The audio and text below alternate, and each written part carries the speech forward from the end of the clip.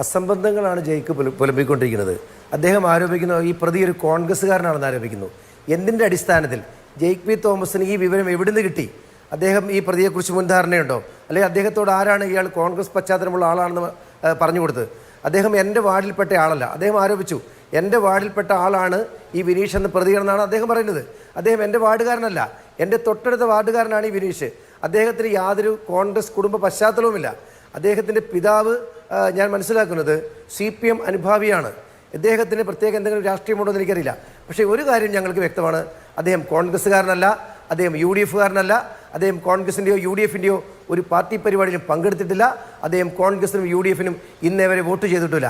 ജയിക്ക് ഉന്നയിക്കുന്ന ആരോപണങ്ങൾ നാളെ ജയിക്കിന് നേരെ അല്ലെങ്കിൽ CPMന് നേരെ തിരിഞ്ഞു കൊത്തുന്ന ഒരു സാഹചര്യമാണ് ഉണ്ടാവാൻ പോകുന്നത്. ജയിക്ക് മറുപടി പറയും. അങ്ങ് എൻ്റെ ചോദ്യത്തിന് ഉത്തരം പറയണം. എന്താണ് എന്റെ ചോദ്യം? എന്നുള്ളതായിരുന്നു ആ ചോദ്യം. ഞങ്ങൾ ഇടപെട്ടിട്ടുണ്ടല്ലോ, ഞങ്ങൾ ഇടപെട്ടു. കൃത്യമായി ഇത്തരം പരാതികൾ KSEBക്കും വനം വകുപ്പിനും പോലീസിലും കൃത്യമായി അവിടെ കൊടുത്തു. ഈ പരിക്കേറ്റ കുട്ടിയുടെ ബന്ധു തന്നെ രജനി തന്നെ ഇന്ന് നിങ്ങളുടെ ചാനലിൽ പറഞ്ഞല്ലോ, ഇങ്ങനെ പരാതി കൊടുത്തു.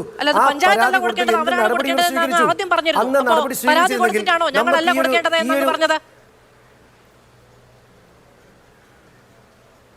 പഞ്ചായത്ത് പരാതി കൊടുക്കേണ്ടതെന്ന് ഞങ്ങൾ പറഞ്ഞല്ലോ. ഞങ്ങളുടെ ശ്രദ്ധയിൽ അങ്ങനെ ഒരു വിഷയം വരുമ്പോൾ ഞങ്ങളത് അധികാരികളുടെ ശ്രദ്ധയിൽപ്പെടുത്തിയിട്ടുണ്ട്.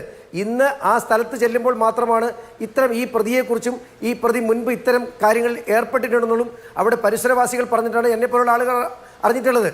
അങ്ങനെ ഒരു കാര്യം ശ്രദ്ധയിൽപ്പെടുമ്പോഴാണ് നമ്മളിത് അധികാരികളുടെ മുമ്പിലേക്ക് കൊണ്ടുവരിക. പക്ഷേ ഇത് അധികാരികളുടെ മുമ്പിൽ വളരെ കൃത്യമായി വളരെ മുമ്പ് തന്നെ മാസങ്ങൾക്ക് മുമ്പ് തന്നെ പല തരത്തിൽ അത്തരം ജനകീയ പ്രശ്നങ്ങൾ ഉണ്ടായിട്ട് അത് ആ സമയത്ത് മാത്രമാണ് അറിഞ്ഞത് എന്ന് പറയുന്നത് ഒരു പരിമിതിയാണ്. ഞാൻ അങ്ങനെ ഒന്നും ഉണ്ടാവരുത് എന്ന് ആഗ്രഹിക്കുകയും ചെയ്യുന്നു. അറിഞ്ഞില്ലെങ്കിൽ പിന്നെ എന്ത് ചെയ്യാൻ?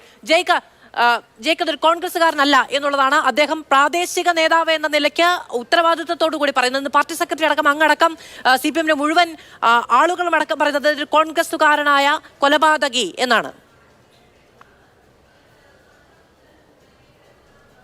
രണ്ട് കാര്യങ്ങൾ ഞാൻ പറയാം. അതായത് ഇപ്പോൾ അദ്ദേഹം അതിനെ ഡിസോൺ ചെയ്യുന്നു, അദ്ദേഹം കോൺഗ്രസ്സുകാരനല്ല എന്ന് പറയുന്നു. ഞാൻ മനസ്സിലാക്കുന്നത് അങ്ങ് നിഷ്പക്ഷമായി അല്ലെങ്കിൽ അങ്ങയുടെ നിലമ്പൂർ കേന്ദ്രീകരിച്ച് പ്രവർത്തിക്കുന്ന മാതൃഭൂമിയുടെ മാധ്യമ പ്രവർത്തകരോട് ഇപ്പോഴത്തെ പഞ്ചായത്ത് വൈസ് പ്രസിഡന്റ് തീരെ പരിചയമില്ലാത്ത ഈ കൊലപാതകയുടെ വാർഡിൽ പോയി ഒന്ന് ചോദിക്കണം, അദ്ദേഹം CPMന്റെ പ്രവർത്തകനാണോ അതോ ഇനി UDFന്റെ കോൺഗ്രസിന്റെ അടിയുറച്ച പ്രവർത്തകനാണോ?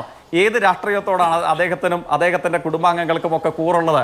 അവർ പറയട്ടെ. ഞാനിപ്പോ ഏകപക്ഷീയമായിട്ട് എന്റെ വാദത്തെ സാധൂകരിക്കാൻ ഒരു പുതിയ വാദം തീർച്ചയായിട്ടും ജയിക്ക് നിലമ്പൂരിൽ വരണം. ഇത് നിങ്ങളെല്ലാവരും നമുക്ക് രണ്ടുപേരും ആ പ്രദേശത്ത് പോയി പുത്തിരിപ്പാടം എന്ന പ്രദേശത്ത് പുത്തിരിപ്പാടത്ത് എന്ന പ്രദേശത്ത് പോയിട്ട് ഇദ്ദേഹത്തിന്റെ രാഷ്ട്രീയം എന്താണെന്ന് ഞാനും അങ്ങയുടെ കൂടി വരാം. അങ്ങ് ആ വെല്ലുവിളി ഏറ്റെടുക്കാൻ തയ്യാറുണ്ടോ? ജയിക്ക് ഉറച്ചു നിൽക്കുന്നുണ്ട് അതൊരു കോൺഗ്രസ്സുകാരനാണ് എന്ന കാര്യത്തിൽ, അല്ലേ? ഞാൻ മാത്രമല്ലല്ലോ, അങ്ങ് ശ്രദ്ധിച്ചിട്ടുണ്ടാവുമല്ലോ. മാത്രമല്ല ഇങ്ങനത്തെ ഇടപെടലുകൾക്കൊന്നും ഒരു പ്രശ്നവും ആർക്കും തോന്നുന്നില്ല എന്നുള്ളത് വിചിത്രമായി തോന്നുന്നു. ഇരിക്കട്ടെ, ചർച്ചയാണത്, നടക്കട്ടെ നല്ല നിലയിൽ. അപ്പോൾ എന്തായാലും ആ വീട് സന്ദർശിച്ച ഇടതുപക്ഷ രാഷ്ട്രീയത്തിന്റെ ഭാഗമായിട്ട് സ്ഥാനാർത്ഥികൾ ഉൾപ്പെടെ നടത്തിയ പ്രതികരണങ്ങൾ നമ്മളോട് സൂചിപ്പിക്കുന്ന കാര്യമുണ്ട്. ആ കാര്യങ്ങൾ ഞാൻ ആവർത്തിച്ച് പറയുന്നു. ഇദ്ദേഹം കോൺഗ്രസ്സുകാരനായതുകൊണ്ട് മാത്രമല്ല ഇദ്ദേഹം വൈദ്യുതി മോഷ്ടിക്കുകയും ഈ കുട്ടിയുടെ കൊലപാതകത്തിലേക്ക് നയിക്കുകയും ചെയ്തിട്ടുള്ളത്. അതിൽ സൂക്ഷ്മ രാഷ്ട്രീയം കാണുന്നില്ല. പക്ഷേ ഇവരൊക്കെ വിലയിരുത്തുന്ന വിലയിരുത്തലുകളെ നമ്മളൊരു മാനദണ്ഡമായി സ്വീകരിച്ചാൽ തിരികെ ഇത്തരം വിമർശനങ്ങൾക്ക് സാധ്യതയുണ്ട്. അത് മാത്രമാണ് ഞാൻ ഇവിടെ സൂചിപ്പിച്ചത്.